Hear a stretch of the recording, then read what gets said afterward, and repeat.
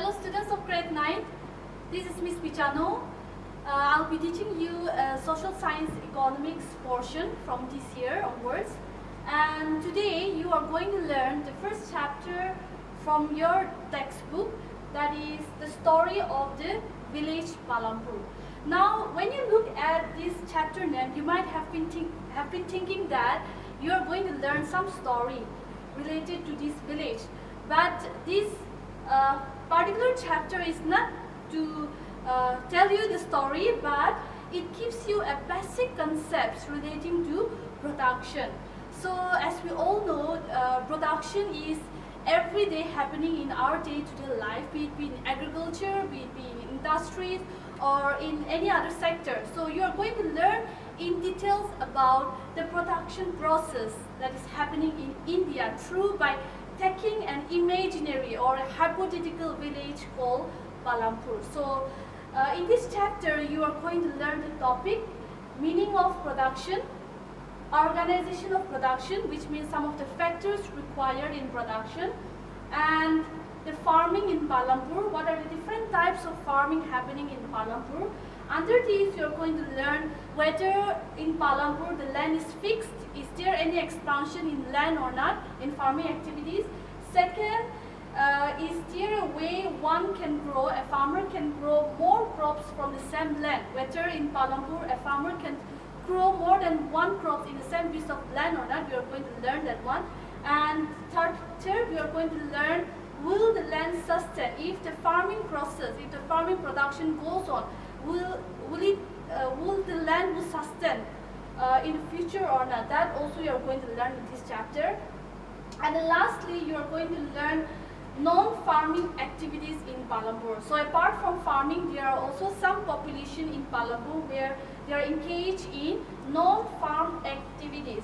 So non-farm activities includes a dairy, that is milk production, small-scale manufacturing, shopkeepers, and transport. So all this topic I'm going to present you through a short PowerPoint presentation. So I hope you will be learn something, some concepts relating to this production through this PowerPoint presentation. So let's get started. Dear students, welcoming you all to this virtual class. I hope you will be able to learn some concepts from this chapter 1, the story of village Palampur. So in this chapter, you are going to learn some basic concepts relating to production. Now, what is production, or how will you define production? Production is nothing but the action of making or manufacturing, or in other words, we also call the process of being manufactured. We are going to learn the story of production through by taking an imaginary village or hypothetical village called Palampur. Farming is the main activity in Palampur, whereas several other activities such as small-scale manufacturing, dairy, transport are also carried out on a limited scale. All these production activities needs a various type of resources such as natural resources, man-made item, human effort, and money. As we read through the story of Palampur, we will learn how various resources combine to produce the desired goods and services in the village. In this slide, you are going to learn the structure of this imaginary village called Palampur. So Palampur is well connected with neighboring villages and towns. There is also a one big village called Raikan, which is 3 kilometers from Palampur. Roads are connected from village to this big village, that is Raikan, and further on to the nearest small town of Shapur. Many kinds of transport are also visible on this road, starting from pulot car, tonkas, pokies. These are all wooden cars drawn by the buffaloes, and other motor vehicles like motorcycle, jeep, tractors, and trucks. So all these transportation can also be seen on this road. Apart from this village has about 450 families belonging to several different castes. The upper caste family consists of 80 families which own the majority of land in the village. These upper caste families' houses are quite large, and are made of bricks and cement plastering, while the SCs or the lower caste, the Dalits, comprises of 1/3 of the population, that is 70% of the population, and they live in one corner of the village and in much smaller houses, of some of which are made of mud and straw. But most of these houses have electric connections. Palampur has also 2 primary schools and 1 high school. There is also a primary health center, that is government health services center, which is run by the government, and 1 private dispensaries, 1 private clinic, where the sick are also treated there. So the description above shows that Palampur has fairly well developed system of road transport, electricity, irrigation, schools, and health center. So the story of Palampur, an imaginary village, will take us through the different types of production activity in the village. In villages across India, farming is the main production activity, just like Palampur, and the other production activities are referred to as non-farm activities, which include small manufacturing, transport, shopkeeping. So through this story, through this chapter, we are going to read, or we are going to take a look on both of these type of activities, that is farming activities and non-farming activities.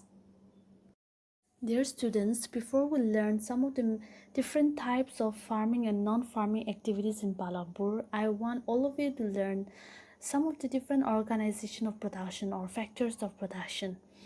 So the aim of production is to produce the goods and services that we want. So for any production, that is for any manufacturing process, be it agriculture, be it industrial goods, agriculture goods, their main aim is to give us goods and services that we, the consumer, want. So there are 4 requirements for production of goods and services here. The first requirement is land. So land is nothing but a natural resources which is freely gifted or provided by the nature, which I don't need to explain more. The second requirement is labor. So when I talk about labor, it means those people who are willing to work. Some production activities require highly educated workers to perform the necessary tasks or necessary activities. Other production require a worker who can do just the manual work. So this is the second requirement needed in production process. The third requirement is physical capital. So physical capital is nothing but the variety of inputs or the variety of resources needed, required at every stage during the production. This can be tools, machine, buildings, money, raw materials. These are all regarded as physical capital needed for production. But we are going to categorize this physical capital into 2 types, that is fixed capital and working capital. I'll repeat once again. Physical capital has 2 types, that is fixed capital and working capital. Now, what is fixed capital? Fixed capitals are those tools, machine, buildings which can be used in production for many years, for over a long period of time. This capital, this fixed capital, this building, machine, it can be used for a longer period of time. It is fixed. That is why they are called fixed capital. The working capital are raw materials and money in hand. These are not fixed. It can change time. It can change one after from one situation to another situation. So they are regarded as a working capital. So raw materials and money in hand are called working capital. There is also another effort requirement in production activities, that is a human capital. So human capital is nothing but a human knowledge or the skill which can be used, which can be put together with this land, labor, and physical capital. And when these human skills are combined with the other factors of production, ultimately the good result will come for any production process. But however, we shall learn more about the human capital in the next chapter, that is people as resource. So every production is organized by combining land, labor, physical capital, and human capital. So all these are known as factors of production. So as we read through the story of the village Palampur, we will learn more about the first three factors of production, that is land, labor, and physical capital. Students, we shall now learn some of the farming activities in Palampur. So in this slide, you are going to learn the first topic under this farming in Palampur, that is land is fixed. So when I talk about land is fixed, it means there has been no expansion in land in Palampur. So we shall now look on the various reasons why land is fixed, or why there has been no expansion in land. Farming is the main production activity in Palampur, which you have already seen from the first slide. 75% of the people are dependent on farming for their livelihood. These people could be farmers or farm laborers. The well-being of these people is closely related to the production on the farms. But there is a basic constraint or problems raised in this farm production. Land area under cultivation is practically fixed. Since 1960s in Palampur, there has been no expansion in land area under cultivation. Some of the wasteland in the villages had been converted to cultivable land, but this cultivable land, the scope of increasing the farm production is very limited. The reason of limited scope for to increase the farm production or to increase the land, cultivable land, it could be due to the limited use of the modern means of the technology, negligible use of the fertilizer, or lack of irrigation facilities. So this could be the reason why land is fixed or there has been no expansion in land. In this slide, you are going to learn whether there is a way where a farmers can grow more than one crops on the same piece of the land.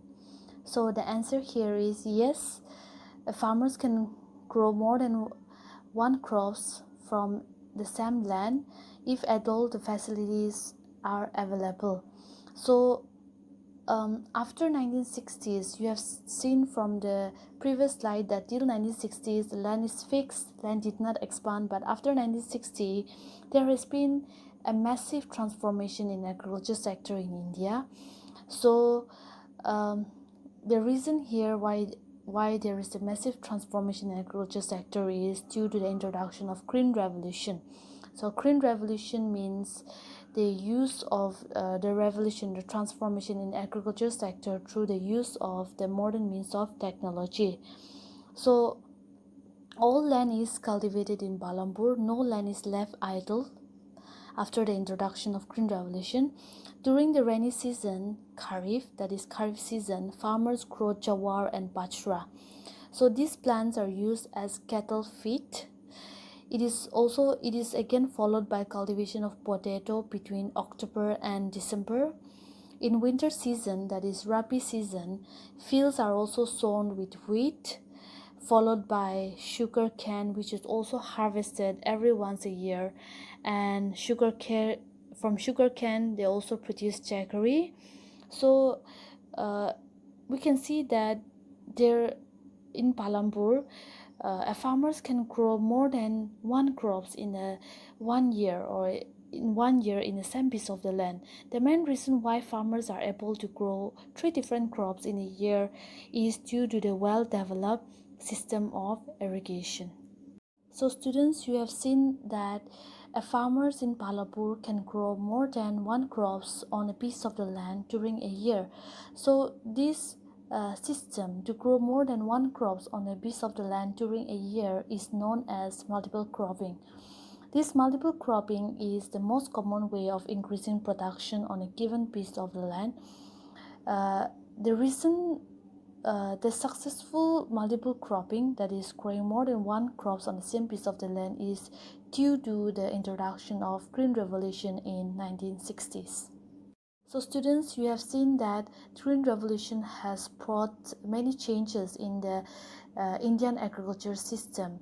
So let us learn in details about some of the features of Green Revolution.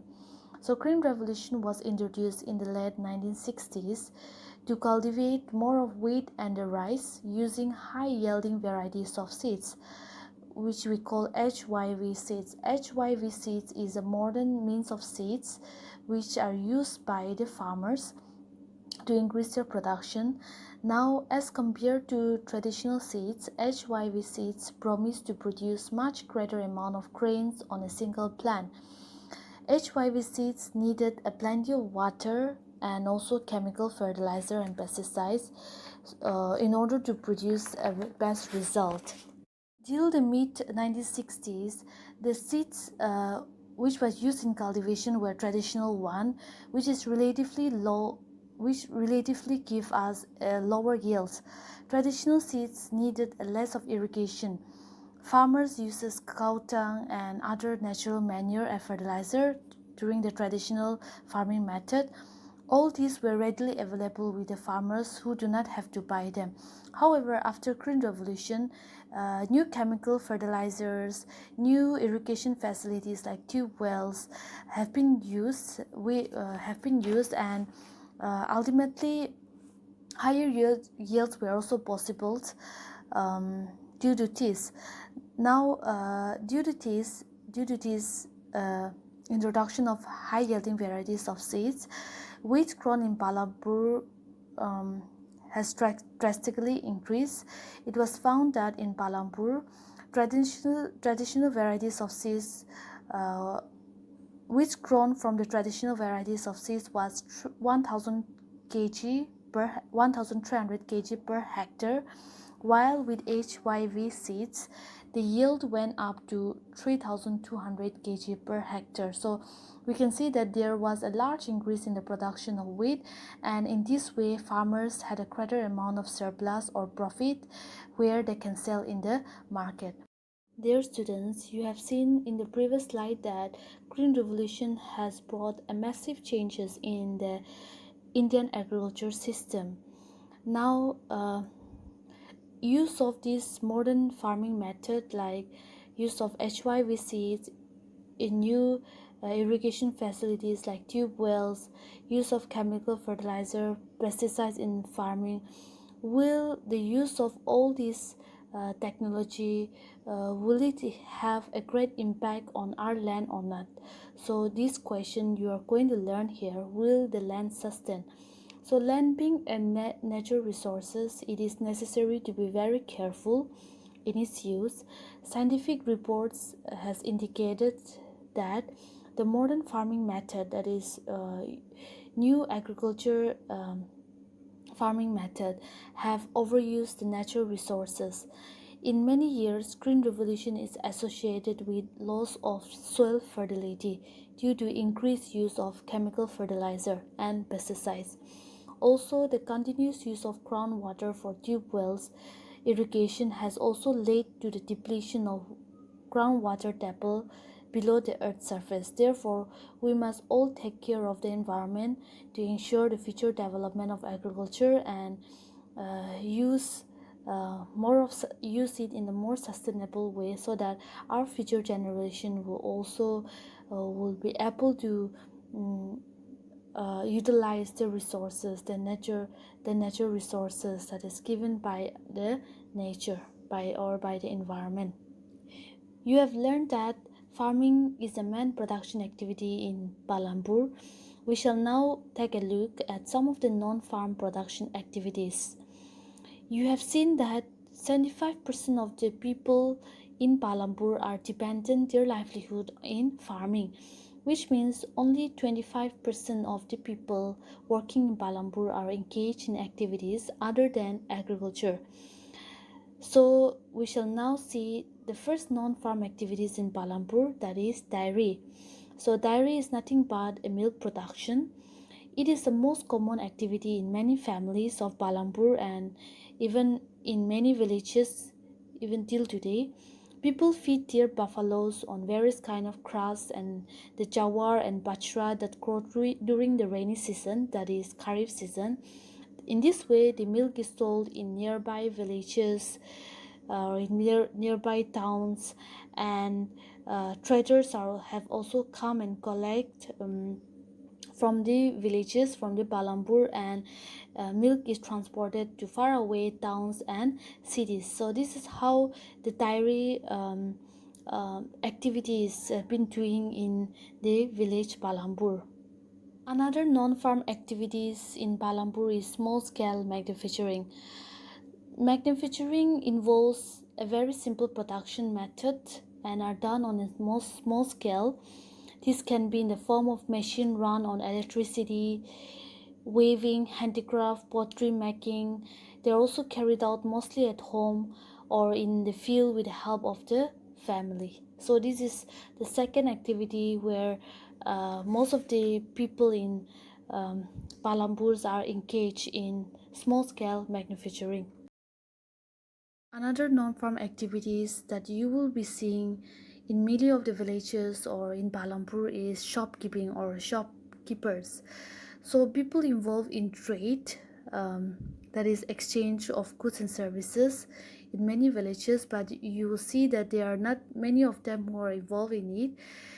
Most of the traders of Palampur or in many villages are shopkeepers who buy various goods from wholesale markets in the cities and sell them in the village.